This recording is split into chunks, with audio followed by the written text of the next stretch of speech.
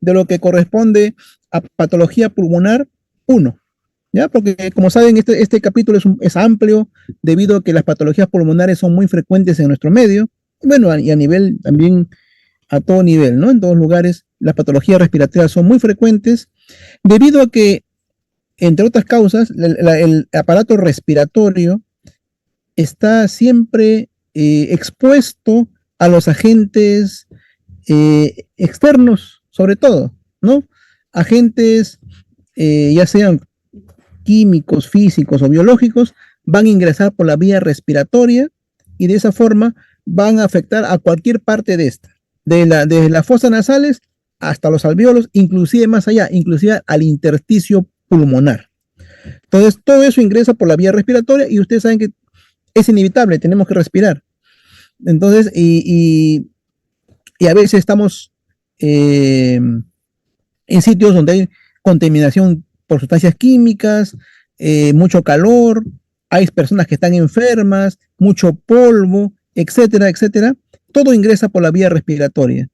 Eso hace de que haya mucha tendencia a ver eh, problemas respiratorios, ¿no? Los problemas respiratorios que más vamos a ver, que vamos a ver el día de hoy, se van a dividir en este grupo que tenemos aquí en esta lista: la atelectasia pulmonar, enfermedades obstructivas, enfermedades restrictivas. Hay que hacer la diferencia entre estos dos grupos grandes de enfermedades. La neumoconiosis, que también es un grupo de patologías que están asociadas a problemas muchas veces ocupacionales. Los trastornos hemodinámicos, que en algunos casos, cuando se presentan, pueden ser causa de enfermedad grave, aguda, ¿no? Como una tromboembolia, por ejemplo, ¿no? Malformaciones pulmonares y la enfermedad de membranas hialinas, que son ejemplos de patologías perinatal, ¿no? Que muchas veces eh, terminan con la vida del recién nacido, porque, por la gravedad de estas, ¿no? Bien, entonces empezaremos con la primera de ellas, que es eh, la atelectasia, ¿no? Pero antes de empezar con la atelectasia, eh, perdón, recordemos, es importante recordar, ya hemos dicho que la vía aérea, el aparato respiratorio es un conducto que está tapizado por un epitelio, que su función es hacer que ingrese un aire limpio hacia el alvéolo. Al alvéolo finalmente debe llegar un aire limpio, no digamos que estéril, pero al menos limpio, sin sustancias, sin microbios, sin algún elemento dañino que afecte y origine una respuesta inflamatoria. Para eso tenemos mecanismos, ¿no? Están el moco del aparato respiratorio, del epitelio respiratorio, están los cilios del aparato respiratorio. El aparato respiratorio además tiene mecanismos que calientan el aire, que humedecen el aire, que ingresa, pero al final va a llegar al alvéolo. El alvéolo va a llegar a este aire, y en el alvéolo vamos nosotros a tener esta estructura que está aquí. Es un epitelio que se conoce como un epitelio simple plano, constituido por los neumocitos tipo 1 y los neumocitos tipo 2. Los neumocitos tipo 1, junto con el endotelio del capilar, van a formar la barrera alvéolo capilar, encargado del intercambio de gases, ¿no? El intercambio gaseoso. A través de esta barrera, que es muy delgadita, más que barrera, es una membrana alvéolo capilar, permite que haya un intercambio por difusión de gases. Ingresa el oxígeno, sale el CO2. Y acá tenemos al neumocito tipo 2, que es el que se encarga de producir el surfactante y evita que este alvéolo, que tiene solamente una pared muy delgada, constituida por ¿cuál es la pared del alvéolo? Solamente la célula, que es el neumocito, la membrana basal de esta célula, y algunas fibras de colágeno y algunas fibras elásticas, nada más. Entonces, para que este alvéolo, que solamente tiene membrana basal, fibras elásticas y algunas fibras delgaditas de colágeno, no se colapse, se forma el surfactante, ¿no? El surfactante mantiene estable esta pared para que no ocurra la atelectasia, que es lo que vamos a ver inmediatamente después. Entonces, este Surfactante producido por el neumocito tipo 2 evita que se colapse el alveolo, debido a que es muy fina su pared. Bien, entonces la atelectasia va a ser una inadecuada expansión en el caso de los neonatos, una inadecuada expansión o un colapso del pulmón previamente expandido en el caso de los adultos, ¿no? Entonces, ahí tenemos una primera diferencia. Hay casos en los cuales nunca el pulmón se insufló, un neonato, o en un adulto, en forma adquirida, hay un colapso del pulmón. Y lo cual finalmente origina una ventilación inadecuada, ¿no? Hay mecanismos por los cuales se produce esta atelectasia, que son la reabsorción por compresión y por contracción. Por reabsorción es la obstrucción completa de la vía aérea. La principal causa es el incremento de secreciones en caso de bronquitis, postoperatorios, tapones mucosos en el caso de asma, cuerpos extraños, neoplasias. Entonces, en estos casos, cuando hay una obstrucción completa, va a haber algo agudo y muy severo, ¿no? El mediastino se va a desplazar hacia el pulmón afectado. El mecanismo de compresión, hay presencia de aire o líquido en la cavidad pleural. Ejemplo, insuficiencia cardíaca congestiva, en las neoplasias, los traumas. El pulmón se va a desplazar hacia el lado opuesto del pulmón afectado, ¿no? Lo opuesto a que ocurre por el mecanismo de reabsorción. Y la contracción es la fibrosis total o parcial de la pleura o pulmón que impiden una adecuada expansión. La atelectasia es un fenómeno reversible, salvo cuando haya fibrosis, ¿no? La fibrosis, como ustedes saben, es irreversible. ¿Y por qué también es importante las atelectasias? Porque las atelectasias, además de producir un problema en la respiración, lo que van a originar es, van a favorecer la aparición de infecciones y la hipoxia correspondiente.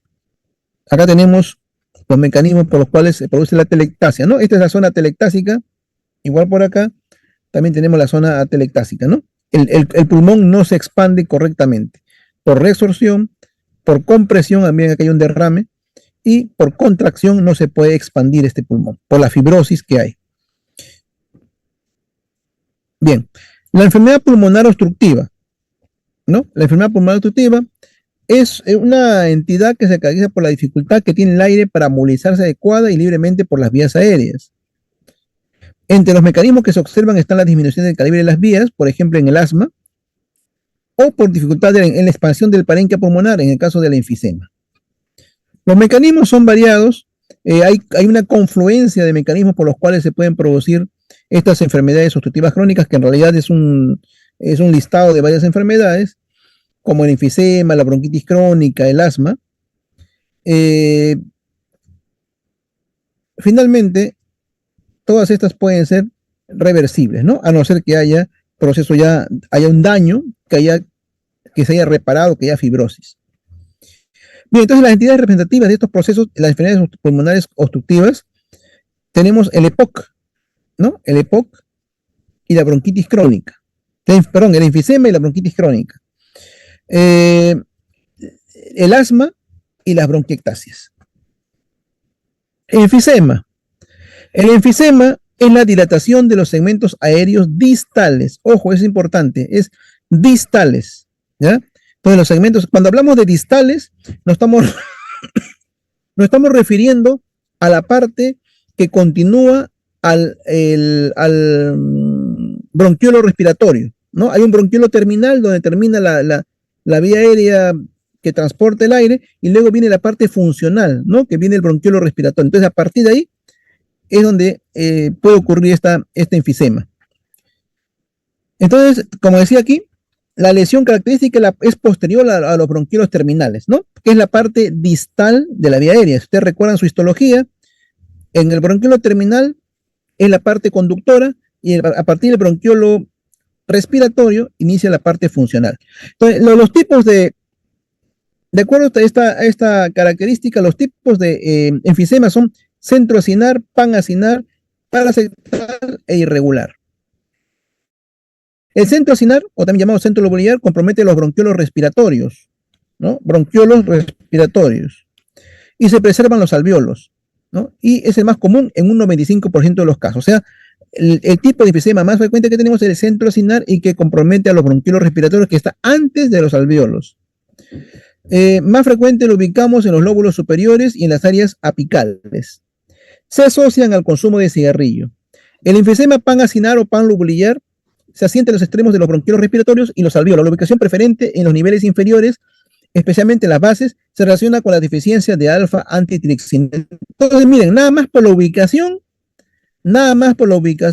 uno ya tiene la sospecha si es centro acinar o panacinar. Si la lesión está superficial, en los lóbulos superiores o si está en la parte inferior de los pulmones.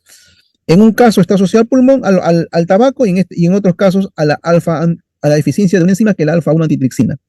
El enfisema acinar distal, o también llamado parasectal, en este caso los segmentos terminales del acino están comprometidos, respetando las partes proximales, ¿no? Se aprecian bien en la zona vecina a la pleura. Se relaciona a zonas de fibrosis y atelectasia, pueden llegar a medir varios centímetros y es un alto riesgo de ruptura y neumotórax espontáneo. Entonces, cuando tenemos un neumotórax espontáneo, que es algo agudo, entonces hay que sospechar que este paciente haya tenido como algo predeterminado, como algo previo, un enfisema acinar distal. Y el enfisema irregular, la lesión afecta en forma irregular a diferentes segmentos del lobulillo y se relaciona con mayor frecuencia con lesiones cicatrizales. Bueno, acá tenemos un esquema de lo que ya hemos mencionado. La ubicación siempre, la lesión, el enfisema, siempre es posterior al bronquiolo terminal, ¿no? A partir de aquí, del bronquiolo respiratorio. Bronquiolo respiratorio, ductos alveolares y alvéolos. A partir de aquí ocurre la lesión que llamamos enfisema. Otro tipo de enfisema, por compensación, es una condición en la que se encuentra dilatación valvular, pero sin destrucción de la pared, en respuesta a la pérdida de parénquima, por ejemplo, en los casos de cirugía. Es un enfisema compensatorio. Y la hiperinsuflación obstructiva es una expansión pulmonar por obstrucción de la vía aérea y atrapamiento de aire. Ejemplo, cuando hay cuerpos extraños. Enfisema buloso. Son como globos, bulas de gran tamaño, especialmente subpleurales y en la zona apical, algunas veces en relación a lesiones de tuberculosis cicatrizadas, ¿no? Y eso, si se rompe, pueden originar un neumotórax severo.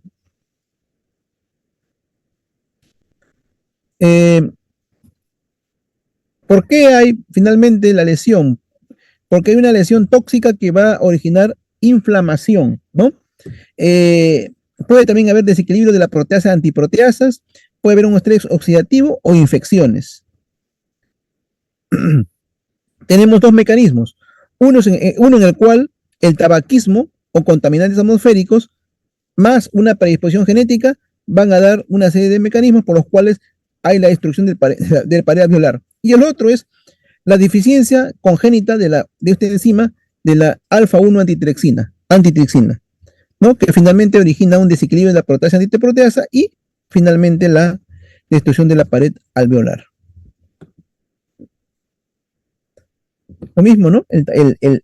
Cómo estos efectos del tabaco producen una serie de liberación de radicales libres o activación de estos radicales libres y finalmente una respuesta inflamatoria, y esto origina un daño tisular que se hace, que finalmente va a originar el daño en el tejido, ¿no? La destrucción del tejido. Acá tenemos una visión macroscópica de un pulmón. ¿Dónde está la lesión? La lesión la ven ustedes acá no hay lesión. Miren aquí, en la zona de la pleura, ¿no? En lesiones subpleurales se ven acá unos globos. Estos son los enfisemas bulosos. Acá también lo mismo, ¿ve? Son unos globos que están subpleurales. Acá se ven con un mejor acercamiento. Estas son zonas de enfisema. Esta es una necropsia, como ven ustedes, la parrilla costal a un lado y a otro. Y lo que resalta inmediatamente, lo que uno ve, aquí son las lesiones enfisematosas, ¿no? Como unos globos, unas bulas que están ahí. Este el lóbulo pulmonar está comprometido y el de abajo, miren ustedes, está normal, para que vean la diferencia entre un pulmón normal con un pulmón con enfisemas y estos, cuando son ya muy dilatados, bulas. Al corte, luego de la fijación, se ven una gran cantidad de cavidades. No olvidar que la lesión es posterior a el bronquiolo terminal. Nuevamente, acá además se ven zonas de antracosis. Acá, las áreas enfisematosas, esas formaciones de aspecto quístico, ¿no? Acá está un enfisema panacinar. Histológicamente, lo que vamos a ver, dilatación de los espacios alveolares, ¿no? Hay ruptura de los septos alveolares, lo cual hace que se vean unos alveolos, entre comillas, más grandes de lo normal, ¿no? Pero en realidad lo que ha habido es una ruptura de los tabiques interalveolares que originan estas imágenes como si fueran unos superalveolos, ¿no? Pero en realidad es un conjunto de alveolos que se han unido porque se han dañado, se han destruido los septos interalveolares. Bien, ahora vamos a continuar con otra patología también que es representativa, la bronquitis crónica.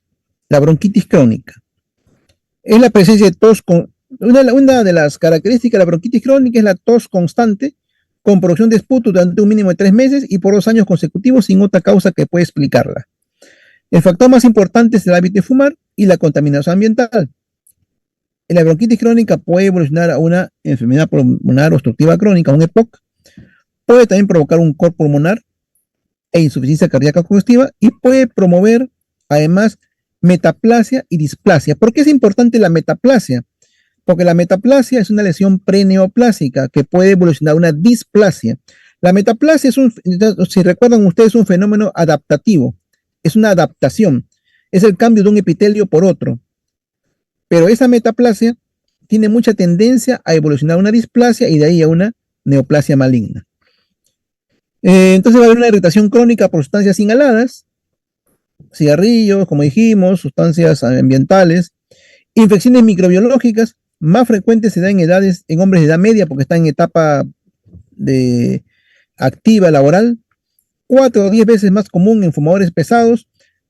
Es una característica temprana de la bronquitis crónica, la hipersecreción de la mucosa bronquial que va finalmente a producir tos. Va a haber un incremento marcado en las células caliciformes que van a producir mucho moco, hipertrofia de las glándulas submucosas. Las alteraciones en las vías aéreas pequeñas pueden resultar en manifestaciones tempranas de obstrucción crónica, ¿no? Morfológicamente vamos a encontrar hiperemia, vasos congestivos, ¿no? Vasos llenos de sangre, hiperemia, tumefacción y edema de las mucosas, secreción mucopurulenta excesiva, hipertrofia glandular, metaplasia escamosa y también puede haber displasia. Y además, en algunos casos, estrechamiento bronquiolar, llamado bronquitis obliterante. Pues aquí tenemos la bronquitis crónica, daños en la mucosa, ¿no? Un edema, ven este que se ve aquí, veo transparente, ese edema, y el infiltrado inflamatorio, ¿no? Vasos congestivos hiperémicos, ¿no? Hiperémicos más que congestivos hiperémicos, porque la congestión es un fenómeno más activo. Entonces, estos son los cambios, y acá en el epitelio puede haber, como le decía, lesiones como la metaplasia y la displasia. Bien, pasamos ahora a las bronquiectasias. Bronquiectasia es una dilatación irreversible de bronquiolos y bronquios posterior a una infección que ha provocado necrosis tisular, dañando tejido muscular y elástico. Acá, antes de seguir avanzando, nada más quería resaltar que las lesiones están en bronquios y bronquiolos, igual que el anterior, están también en bronquiolos, diferente al enfisema, que está posterior al bronquiolo terminal, ¿no? Aquí es algo más proximal a la lesión. El daño es permanente, por eso que es irreversible, ¿no? Hay daño, hay necrosis tisular, hay daño al tejido muscular y elástico. Factores condicionantes, procesos congénitos, infecciosos, como los hongos, aspergilosis, tuberculosis, VIH, obstrucciones crónicas, enfermedades autoinmunes también pueden originarla. La patogenia, obstrucción, infección son los principales factores. Cambios irreversibles, obstrucción persistente, infecciones, inflamación de la pared bronquial, y daño bronquial con obstrucción y atelectasia. Además, síndrome de Cartagener o defecto en la motilidad de los cilios del epitelio. Este síndrome de Cartagener generalmente es algo congénito, ¿no? Cuando hay una bicinesia de los cilios del epitelio respiratorio o simplemente no se mueven. Y eso hace de que las sustancias, las partículas, las moléculas no se estén eliminando y se retengan en la vía respiratoria, condicionando a infecciones. ¿Cómo vemos una bronquiectasia? Generalmente afecta a ambas bases pulmonares y más severo en las zonas más distales. Las vías aéreas dilatadas 4 veces el tamaño normal, tienen una forma cilíndrica, fusiforme o sacular. Los bronquios van a estar dilatados, que se abren hasta la superficie pleural. Hay una pseudoestratificación del epitelio columnar, metaplasia escamosa y fibrosis de la pared bronquial o inclusive abscesos. Aquí tenemos las imágenes de las bronquiectasias con los bronquios o bronquiolos dilatados, ¿no? Rodeado, acá se ve también, acá inclusive hay fibrina, y acá están las luces de los bronquios y bronquiolos dilatados. Acá también es lo mismo. Hay lesión en el epitelio, ¿no? Hay una zona con pérdida de epitelio, una zona ulcerada y un infiltrado inflamatorio con daño de todo el tejido que está alrededor, en este caso, del bronquiolo. El asma es una enfermedad crónica del aparato respiratorio caracterizada por vías aéreas hiperreactivas, ¿no? Por eso que muchas veces ustedes lo van a encontrar como un síndrome de hiperreactividad bronquial. Entonces, son vías aéreas hiperreactivas, es decir, un incremento en la respuesta broncoconstrictora del árbol bronquial. Las vías aéreas más finas disminuyen la calibre al contraerse su músculo, el músculo es liso, por ensanchamiento de su mucosa al inflamarse y producen mucosidad. Por lo general, el fenómeno se presenta en respuesta a uno o más factores desencadenantes como la exposición a un medio ambiente inadecuado, puede haber mucho frío, puede ser la humedad, puede ser alergenos, también puede desencadenar ejercicios, esfuerzos en pacientes hiperreactivos o inclusive aún el estrés emocional. Clínicamente van a haber sibilancias, que son unos silbidos que se van a detectar en la etapa expiratoria, disnea, opresión torácica, tos especialmente en las mañanas. Entonces, este proceso de inflamación crónica puede conducir a cambios estructurales, como fibrosis, engrosamiento o hipertrofia del músculo liso bronquial, hipertrofia de las glándulas mucosas y la angiogénesis, lo que puede dar lugar a una obstrucción irreversible de la vía aérea. El asma ha ido incrementando en las últimas décadas. Tenemos asma atópica asociada a hipersensibilidad tipo 1 y asma no atópica, iniciada por diversos mecanismos no inmunes como aspirina, infecciones virales, el frío, el estrés, los ejercicios. También puede haber asma provocada por fármacos como el ácido acetilsalicílico o inclusive asma profesional. Morfología. Va a haber una hiperinsuflación del pulmón, de la vía aérea, tapones mucosos, engrosamiento de la membrana basal, edema e inflamación con presencia de eosinófilos y mastocitos, aumento de las glándulas submucosas, hipertrofia del músculo de la pared bronquial, y en el esputo, podemos encontrar los espirales de Kurtzman y los cristales de Charcot-Leyden. Acá ven ustedes unos pulmones hiperinsuflados, ¿no?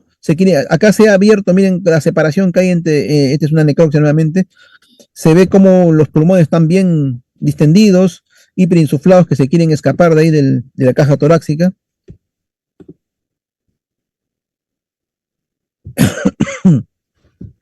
Acá se logra ver los bronquios dilatados, ¿no?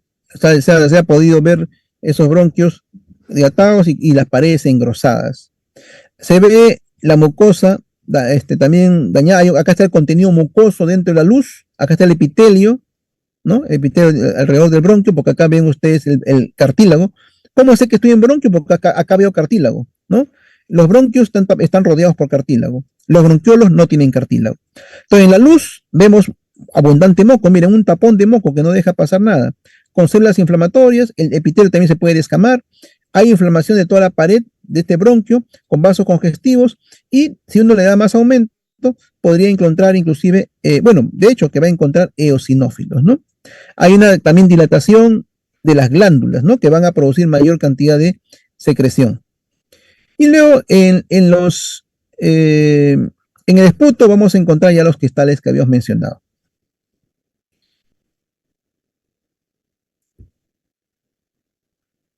Acá vemos en esta imagen la gran cantidad de infiltrado eosinófilo, ¿no? Estas células que ven aquí de un citoplasma rojizo son los eosinófilos que son característicos en el infiltrado inflamatorio del asma, ¿no? Y acá tenemos los cristales de Charcot-Leyden y el espiral de Cushman, que son una forma de identificar el asma por el esputo, ¿no? Bien, hasta el momento hemos visto esto, la bronquitis crónica, la bronquiectasis, el asma, el enfisema, que son con sus localizaciones anatómicas, bronquio, bronquio, bronquio, el acino, el enfisema, el acino es más distal, ¿no? Y el resto son proximales, como ustedes pueden ver. Esa es la diferencia que diferencia el enfisema del resto de patologías. Y aquí pueden ver ustedes la sintomatología, donde la tos es algo característico, y el enfisema, donde la lesión es a nivel distal, la disnea es lo que predomina, ¿no? Bien, ahora vamos a pasar a otro grupo de enfermedades ya no obstructivas, sino restrictivas. La característica principal es la falta de distensibilidad y por consiguiente menor capacidad respiratoria. Hay dos mecanismos con el mismo resultado: alteración en la pared torácica, por ejemplo, en el caso de secuelas de polio, obesidad, deformación del tórax, engrosamiento pleural, procesos intersticiales e infiltrantes crónicos, como las neumoconiosis, fibrosis intersticiales. Entonces es la enfermedad restrictiva. No hay una buena distensibilidad y por lo tanto no hay una buena ventilación o capacidad respiratoria, ¿no?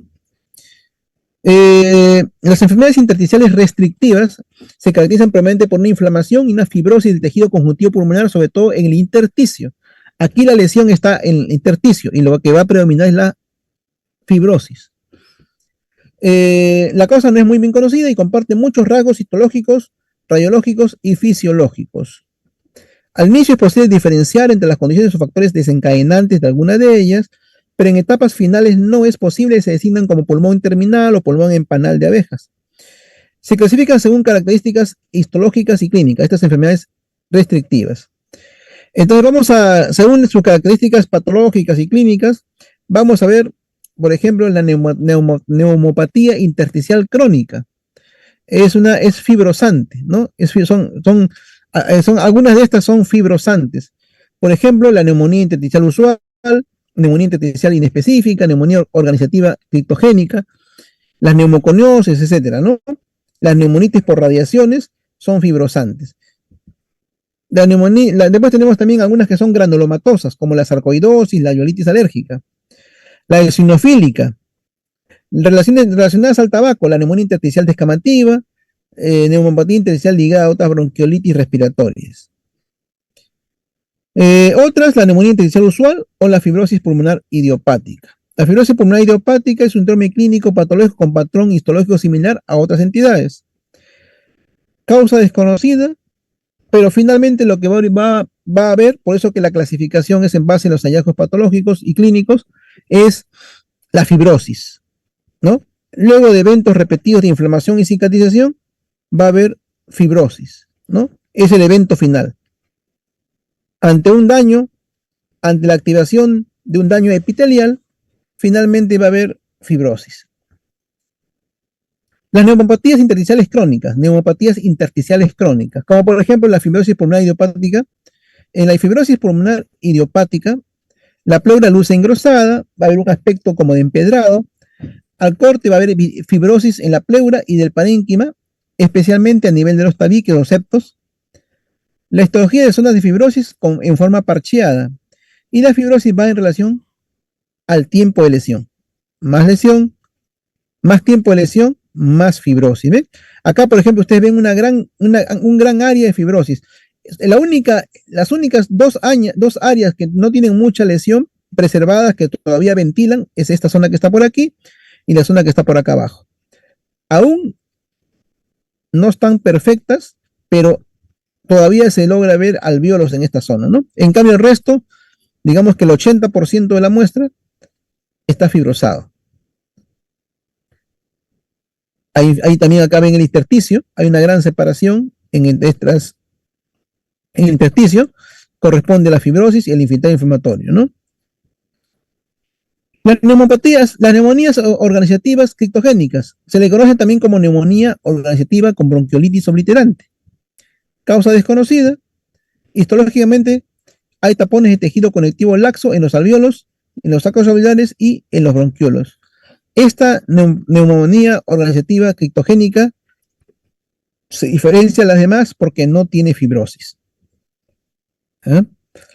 Entonces, no hay fibrosis.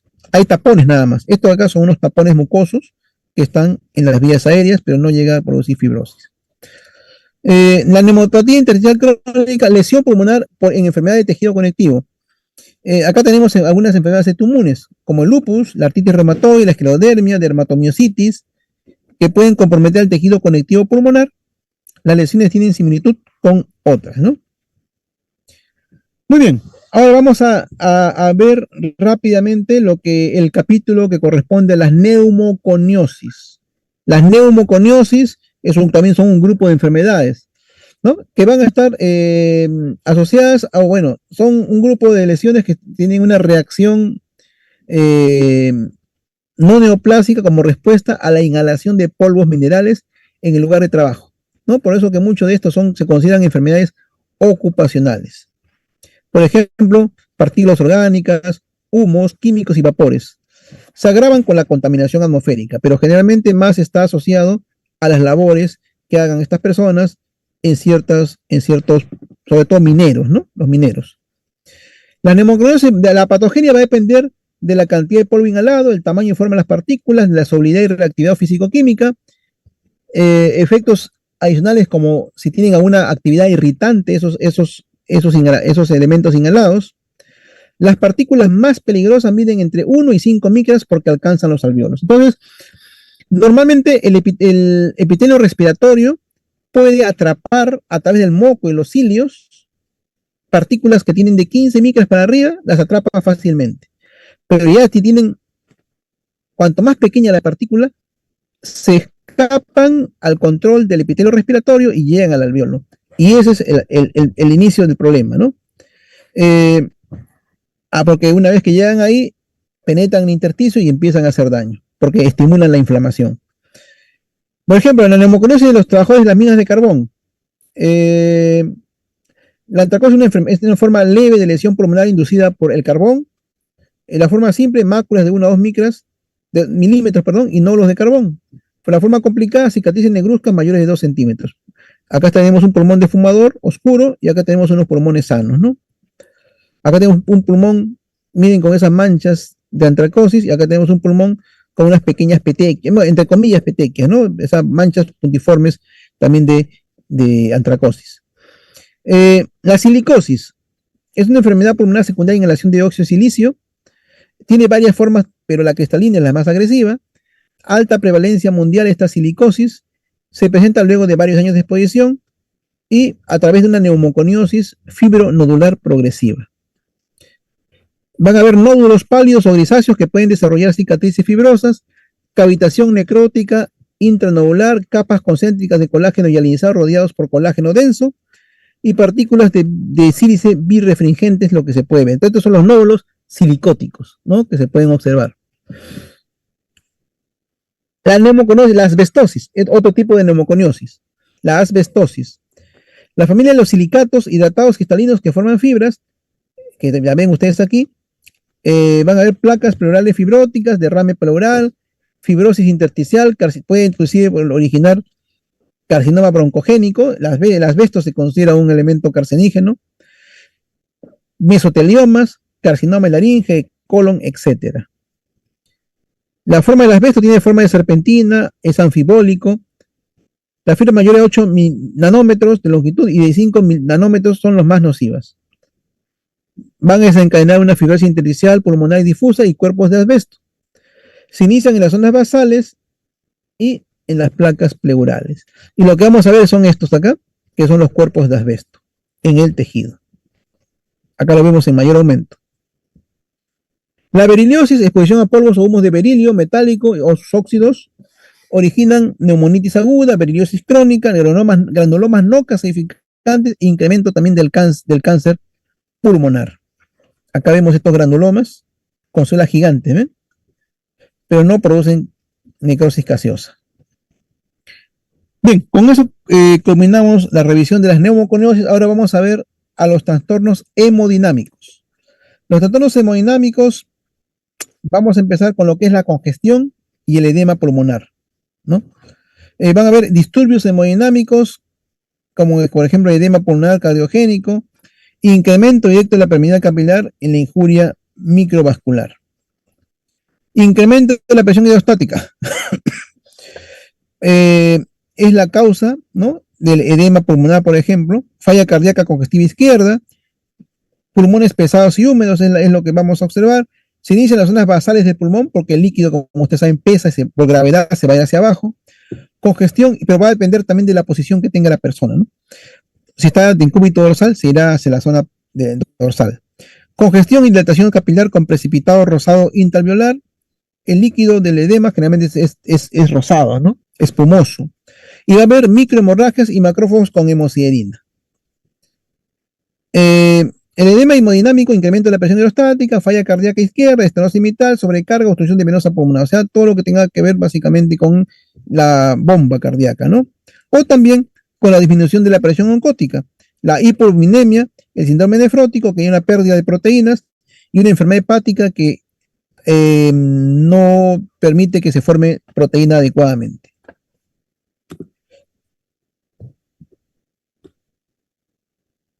Bien, luego tenemos el edema por injuria microvascular. Tenemos agentes infecciosos, gases inhalantes, broncoaspiración, drogas, como la colchicina, querosene, paraquat, etcétera, shock, trauma y sepsis, que también pueden originar esto, ¿no? Edema por injuria microvascular. La causa está a nivel de la microvasculatura. Otras patologías que nos pueden desencadenar un edema por injuria microvascular: las pancreatitis aguda, la circulación extracorpórea, el embolismo masivo, etcétera, ¿no? Edema por daño microvascular, también tenemos daño, va a haber un edema del daño de los capilares del septum alveolar, la presión hidrostática va a estar conservada, va a haber un daño primario del endotelio vascular o de las células epiteliales alveolares, lo cual origina salida de líquido y proteínas al espacio intersticial y al alveolo. O sea, por el daño del endotelio sale el líquido, ¿no?, y las proteínas. Y eso origina un edema localizado asociado a neumonía, edema difuso y daño alveolar difuso. Y también podemos tener edema de origen indeterminado, por ejemplo, en las grandes alturas o en el caso de un shock neurogénico. ¿Cómo vamos a ver el edema? Incremento de peso 3 veces lo normal macroscópicamente, sin incremento de peso. Puede haber un derrame pleural acompañante, edema de septos y linfáticos dilatados, edema alveolar, burbujas aéreas, escasa cantidad de fibrina, abundantes hematíes, y van a haber sobre todo macrófagos con hemosiderina. Entonces acá vemos los alveolos llenos de un material rosado que es el edema. Los vasos están congestivos, como ustedes pueden ver ahí, pero sobre todo vemos los alveolos llenos de un material rosado que es el edema. Bien, trombosis y tromboembolismo pulmonar. También es algo que puede aparecer en muchos casos, en obesos, sedentarios, pacientes con falla cardíaca congestiva, en pacientes posoperados, en pacientes portadores de cáncer o víctimas de traumatismos mayores, ¿no? Y también personas que están trabajando o que viajan, ¿no?, y no cambian de postura durante muchas horas. Para la aparición de esta trombosis, acá hablamos de lo que se conoce como la tríada de Virchow: estasis vascular, daño endotelial y los factores coagulantes. Hallazgos patológicos: una gran masa trombótica prácticamente detiene el flujo pulmonar, obstruye el flujo de la arteria pulmonar, restando el volumen para llenar el lado izquierdo del corazón y por ende el mantenimiento del flujo sistémico y coronario. Las cavidades derechas y vena cava distendidas, las cavidades izquierdas contraídas y los pulmones van a estar pálidos. Habrá una oclusión de la arteria pulmonar por coágulos sanguíneos. Los trombos de grandes vasos se producen en hipertensión pulmonar, arteriosclerosis y falla cardíaca. Un sitio donde puede aparecer frecuentemente émbolos que lleguen a los pulmones es las varices de las trombosis venosa profunda en los miembros inferiores. En más del 95% de casos es por eso. Ven, acá por ejemplo tenemos también una necropsia en la cual se puede ver la trombosis en la arteria, ¿no? Aquí se puede ver La arteria, este material blanquecino o gris, es el trombo, ¿no? Es el trombo que está ahí, está obstruyendo la arteria. Acá se ve mejor en fresco, el otro está ya, acá ya está fijado con formol, se ve de un color gris, pero en fresco se puede ver el trombo en silla de montar. En silla de montar se llama porque el trombo agarra justo en la bifurcación de las dos arterias pulmonares, ¿no? Igual acá se puede ver el corte y acá se puede ya ver fijado, ¿no? Aquí se ve claramente el trombo que está obstruyendo la arteria pulmonar. Acá hay pequeños zonas de microtrombos. ¿Bien? Acá tenemos diferentes tipos de trombos. La característica principal es que el trombo está adherido íntimamente al endotelio. No se puede separar. Estos tres se visualiza eso. En esta foto vemos, no se ve completamente. Si toda la estructura del vaso está llena de este material, de este coágulo, acá se ve elementos sanguíneos, aquí se ve fibrina, lo más claro, lo más eosinófilo rosado es la fibrina, lo más rojo es sangre, entonces es un coágulo organizado. Si estuvieran todo alrededor libre, hay una luz que lo separa, entonces sería un émbolo. Esto sería un émbolo, ¿no? Los otros sí son trombos, ¿por qué? Porque están firmemente adheridos al endotelio. Los trombos o los émbolos también pueden ser tumorales, ¿no? Acá vemos un émbolo tumoral, o sea, una metástasis. Y una de las causas que también puede haber es la infarto pulmonar, ¿no? Estos trombos, estos émbolos finalmente podrían desencadenar infarto pulmonar, que es la necrosis del tejido por falta de irrigación. Las lesiones dependen del número de émbolos, del tamaño de la velocidad de instalación, del estado general y la integridad del sistema circulatorio. Generalmente tiene un aspecto piramidal, triangular, ¿no? Como ven ustedes ahí, donde el vértice de la lesión, o sea, esto, corresponde al sitio donde se ha obstruido el vaso. Puede ser causa de muerte súbita, cálculo pulmonar agudo, infartos, 10% de los émbolos son hemorrágicos, hemorragia pulmonar por difusión sanguínea con preservación de la arquitectura pulmonar alveolar, tres cuartas partes de los infartos afectan a los lóbulos inferiores y 50% son múltiples y además tienen forma triangular como les había mencionado. También pueden haber infartos sépticos. La mayor parte se resuelven completamente. El verdadero infarto es raro porque usualmente se requiere cierta falla cardíaca agregada. Es muy raro en ausencia de congestión venosa pasiva pulmonar. Émbolos pulmonares no trombóticos. Tenemos aquí el tejido adiposo, células tumorales, burbujas gaseosas, sustancias extrañas, etc. Todo esto de acá pueden ser elementos que pueden dar lugar a émbolos, ¿no? O sea, no son trombos, son émbolos. Son elementos que están viajando a través del torrente circulatorio, como este émbolo tumoral, ¿no? Estas son células neoplásicas que están dentro de una arteria. Cosquito. Bien, para terminar esta visión panorámica de patología pulmonar 1, vamos a ver algunas alteraciones pediátricas o más que nada perinatales. Por ejemplo, las malformaciones pulmonares congénitas. Todas estas malformaciones pulmonares congénitas comprometen el desarrollo de la laringe, tráquea, bronquios, parénquima pulmonar, diafragma o pared torácica. Como ustedes pueden ver, no solamente compromete al pulmón, también compromete otras partes de la vía respiratoria aérea, inclusive superior, ¿no? Como la laringe. Algunas se presentan como síndromes clínicos y otras se consideran variaciones anatómicas que no requieren tratamiento. Clínica, dificultad respiratoria en el recién nacido, como complicaciones o hallazgo radiológico a lo largo de la vida. Hoy en día, gran número se sospecha o se diagnostican por ecografía prenatal, ¿no? Tenemos la malformación adenomatoide quística congénica pulmonar.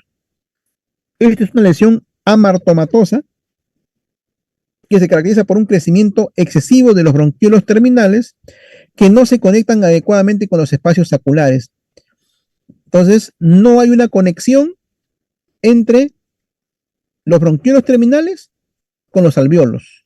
Es como si yo tuviera un caño y no puedo conectar el caño con la manguera, ¿no? Entonces, algo semejante. Esto ocurre en la 5ª semana de gestación y van a ver, según la creación de Stoker, va a haber una malformación adenomatoide quística congénita pulmonar tipo 1 con quistes de gran tamaño en el 60 a 70% de los casos. Tipo 2, numerosos quistes de menos de 1 centímetro, en 15 a 20% de los casos. Tipo 3, suele comprometer el lóbulo completo, semejan bronquiolos mezclados con alvéolos. 10% de los casos es el de peor pronóstico, el tipo 3. Y el tipo 4 son los quistes de ubicación periférica. Ahí ven ustedes un recién nacido con estas dilataciones, ¿no? Quísticas. Acá se ve clara, acá se ve una zona, digamos, sólida, normal, pero en esta zona de acá lo ven un poquito más transparente. Eso corresponde a la zona quística, ¿no? Y al corte se pueden ver estas formaciones quísticas, malformación adenomatoide, entonces quística. Los quistes broncogénicos son quistes pulmonares o mediastinales revestidos por epitelio columnar ciliado de tipo bronquial. Y acá me sirve para recordarles que la definición de quiste justamente es eso. Nosotros definimos quiste a toda cavidad, pero que esté tapizada por un epitelio. Si la cavidad no tiene un epitelio que lo recubra, no es un quiste. Generalmente, si no es un quiste, esa cavidad se ha producido generalmente por necrosis, ¿no? Se ha reblandecido el tejido, se ha necrosado y se ha hecho un hueco, una cavidad, pero no es quiste. Quiste es cuando hay una cavidad tapizada por epitelio. Quiste broncogénico son quistes pulmonares o mediastinales revestidos por epitelio columnar ciliado de tipo bronquial. ¿Por qué se produce? Por una gemación anómala del intestino primitivo, poseen delgada pared propia de cartílago, musculatura lisa y glándulas bronquiales, pueden tener comunicación con la vía aérea o presentar epitelio gástrico o esofágico, son quistes redondeados, uniloculares, una sola cavidad, de contenido aéreo, seroso, mucoso, frecuentemente son únicos en el mediastino o en el lado derecho. Acá tenemos el quiste con el epitelio que lo está tapizando, ¿no? Un epitelio bronquial.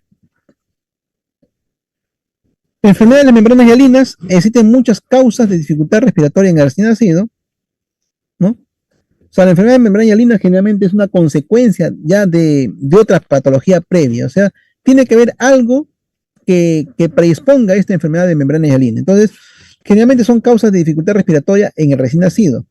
Por ejemplo, ¿cuáles? Sedación excesiva de la madre, traumatismo fetal durante el parto, aspiración de sangre o líquido amniótico o hipoxia intrauterina. La causa más frecuente es síndrome de estrés respiratorio del recién nacido o enfermedad de membrana hialina, ¿no? Entonces,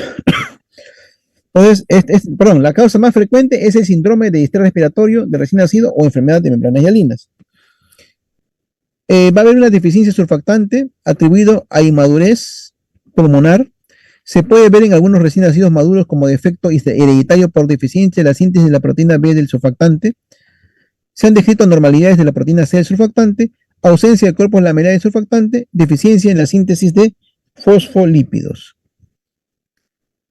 Usualmente recién nacidos pretérmino, ¿no? Y adecuado para la edad gestacional. En pocas horas la cianosis es evidente. Van a aparecer crepitantes finos y final, opacidad en vidrio esmerilado en la placa. La etiopatogenia es la inmadurez.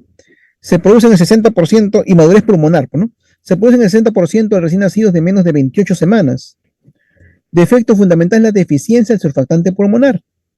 Por eso que siempre se recomienda por protocolo, se le coloca su tratamiento a la madre para estimular la maduración pulmonar, ¿no? Donde se utiliza corticoides.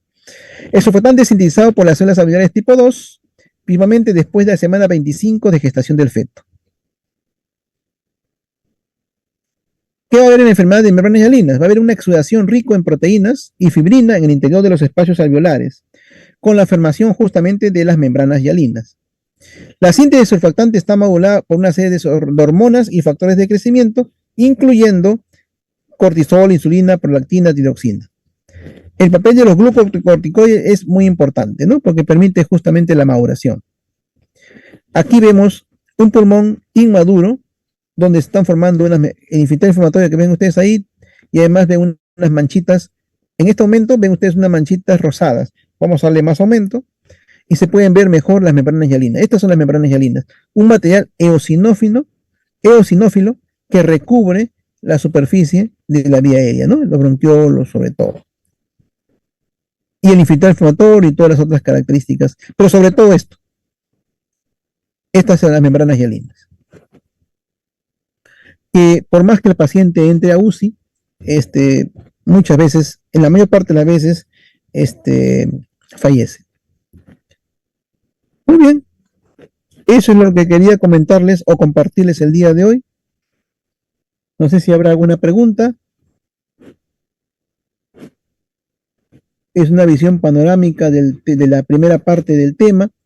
La segunda parte, que corresponde a neumonías, infecciones, cáncer, ya lo van a ver la próxima semana.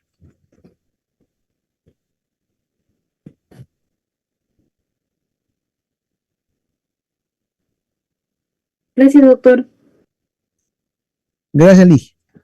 Bueno, si no hay preguntas, entonces chicos, nos estamos viendo en nuestros respectivos grupos el día de mañana o en sus prácticas virtuales. Hasta luego, muchas gracias.